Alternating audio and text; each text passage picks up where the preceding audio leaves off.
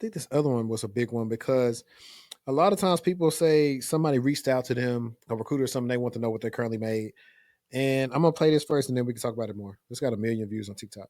The candidate told us he's making 50K at his current job, but he's hoping for 60.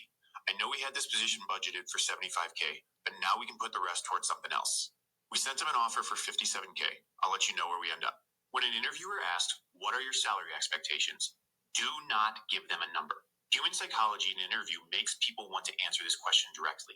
But if you do this, you jeopardize lowballing yourself and setting your negotiation ceiling too low. The last thing you want to do is tell them you would take 60 grand when they could go as high as 75. Instead, when they ask you what your salary expectations are, you say, it's important that I know a range before I can move forward. The key is to get them to say their number or range first, making sure that you don't lowball yourself later. The candidate told us he's... That's facts though. It's a lot of different ways you can answer that. So one way you can politely tell the recruiter is, hey, I need to learn more about this role before I want to give a range. You can do your research and look at what the role pays. So you can beforehand. so Yep, you can try to see if based you want on to live with market your number. research. And because a lot of times I made a TikTok of this too. I was like, a lot of times the reason why they ain't posted what the salary is because they know they lowballing. That part, because when the salary is there, it be posted. The range. Yeah. I feel like you should post the range. Stop wasting But people's I'll tell you time. this, even the range, now being an experienced person, when you helping people with jobs or you've been talking to a lot of recruiters, you be like, hey, is the range y'all got posted the real range or what's your ideal target? Yeah, it don't, and it be specific, not So I asked like, hey, what's your ideal targeted amount? Because that'll cut through all the BS. Like, that's too low. And I was saying, this was in my layout video I just made. What was that last week? I was like, you gotta be confident in walking away sometimes with something that's too low and not just trying to take something just to take something. Because what people don't realize is sometimes your last salary will help you negotiate your next one. You may be too scared to ask for $175,000 if your last job only paid you 95, and the job is well within paying that amount of money you want. But because you're scared of it, because you're scared to ask for the money, so get as much as you can because we seen in this job market, like nothing is for certain. Like you could be working one day and the next day, gone. hey, budget cuts. We're reducing headcount. Like, so that's something you can Interviewed ISO on Destiny, Kirsten. one of my right out of school, desperate, really about to accept anything is how I was feeling. Like I just need to get some experience. Went in and did an interview, and um, we were talking through the base.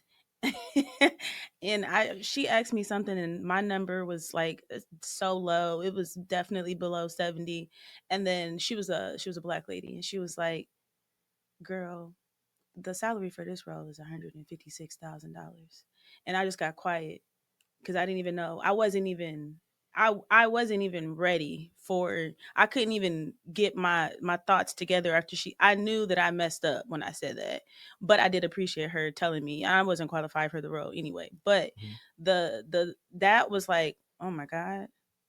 What? I didn't even ask for half of what they got." It's Mhm. crazy. It's crazy. So, do not lowball yourself at all.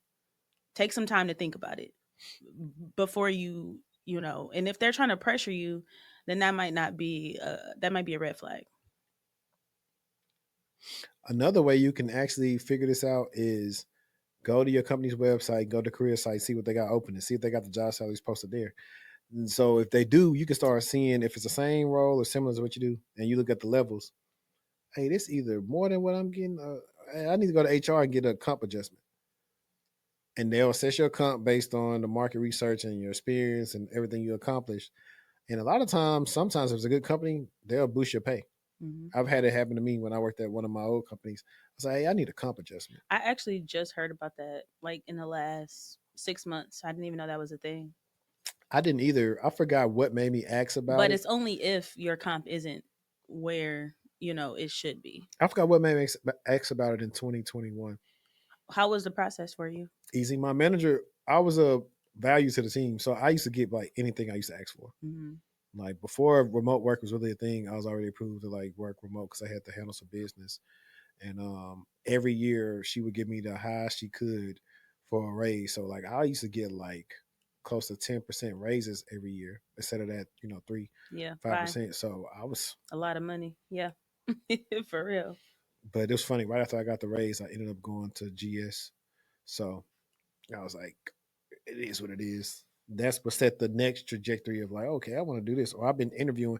So that, so like, it's beneficial to interview and talk to all these other different places just to figure out what's in the market. Like, stay interviewing so you can stay sharp with your skills. Like, a lot of people stop interviewing, and that's where they mess up at. And then you got to go through a few rounds before you get your feet on solid ground because you haven't did an interview in who knows how many years.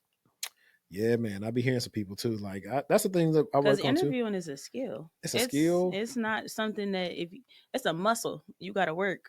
You got to work with it. You got to be able be aware of not talking too much, not answering direct questions, all different type of things. And I feel like once you've experienced a not so great work environment, the way you approach an interview and wanting to know about the team and the leadership and the culture, you approach that a lot differently because you know what you don't want and you know what you do want. Facts. These are some good ones right here. He was saying, asking good questions shows you're paying attention to, not just going through the motions. Agreed. That's why I tell everybody to have a notebook. Just have your notebook where you can showcase, hey, I got these questions right now. And they see you reading your questions. They're going to take a note of that. Came prepared. Ask thoughtful questions that make sense. Ask questions that align with the company's values. Like, That or even dive into the job duties, ask specific questions yeah, about a typical day to day. make them get back with you because they don't know. Yeah, a lot of times they do that. Ask them Yeah. about a typical day, or like I like to tell people, hey, research their news and their blog, see what type of press releases they just did. Hey, y'all, I just noticed y'all just this acquisition. What you think it's going to mean for the company? That's a question right there. The interview process goes both ways. I'm interviewing the company while they think they're interviewing me. No, that's facts. It's two way. Yep. It's two way. Just like dates and everything else. It should be two ways. And don't get fooled by the person that's interviewing you either and think that, oh, they cool. Because that's not likely the person that you're going to be working with on the team, especially if it's like your first interview. You might hit it off with the recruiter or the hiring or the recruiter, right? That's the, wait, The who's it? recruiter, and then typically hiring manager, then technical with somebody on the team, Yeah. and then But like the first couple people you speak with may not be those that you're directly interacting with. So don't get too comfortable and oh yeah, they cool because it could be not that. yeah.